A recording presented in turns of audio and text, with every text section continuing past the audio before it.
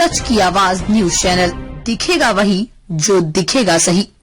इस बिल के जरिए देश को पुलिस स्टेट बनाने की कोशिश है। जर्मनी वाला गेस्टापो यहाँ लागू किया जा रहा है। किसी की सरकार गिरानी है जो उसके मंत्री मुख्यमंत्री को जेल में डालो, सरकार गिरा दो। ये बिल सेपरेशन ऑफ पावर का उल्लंघन है, हम इसका विरोध करते हैं। असदुद्दीन ओवैसी, अध्यक्ष AIMIM। मुख्यमंत्री अगर 30 दिनों से ज्यादा जेल में रहे तो इंक्लूडिंग PM ऑल्सो सर। देखिए, ये जो 3 बिल आए आज इंट्रोड्यूस होंगे, हमारी पार्टी का मानना ये है कि ये theory of separation of powers का, ड्यू प्रोसेस का, और जो जनता को ये इख्तियार है कि वो इलेक्टेड गवर्नमेंट्स को अकाउंटेबल बनाए, ये सब चीज़ें उसके खिलाफ जाता है।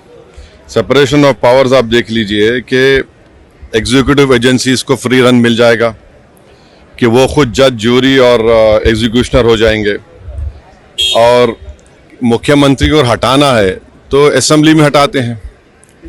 अब आप मेरे को ये बताइए कि BNSS में इतने ऐसे सेक्शंस हैं कि किसी को भी आप एक सेक्शन लगा दीजिए 5 साल के ऊपर का, तो लाजमी है वो 30 दिन के अंदर, 30 अंदर BNS में यह है कि 90 डेज तक पुलिस कस्टडी ले सकती है। तो ये मेरे ख्याल से ये 1930 का गेस्टापो मूवमेंट हम भारत में देख रहे हैं, कि जिस तरह वहाँ जर्मनी, उस वक्त के जर्मनी में गेस्टापो को बनाकर एक पुलिस स्टेट बना दिया गया। अब चीफ मिनिस्टर अकाउंटेबल नहीं होगा जनता को, बल्कि चीफ मिनिस्टर अकाउंटेबल होगा इन्वेस्टिगेटिंग एजेंसीज को। हमारे देश में SI से लेकर, इंस्पेक्टर से लेकर, ACP बोलिए, DYSP बोलिए, DCP बोलिए, एडिशनल CP, CP, DGP तक कौन बनाता है इनको? रूलिंग पार्टी बनाती है। IT के ऑफिसर कौन बनाता है? ED के, CBI को रूलिंग पार्टी बनाती है।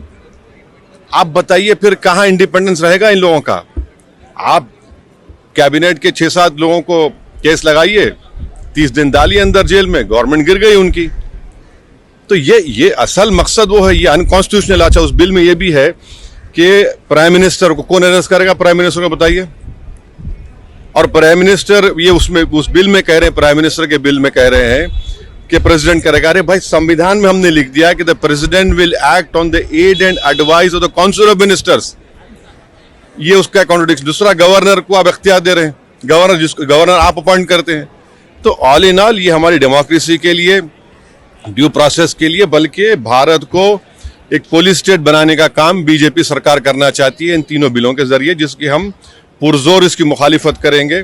और ये अनकॉन्स्टिट्यूशनल है, ये बिल्कुल अनकॉन्स्टिट्यूशनल है।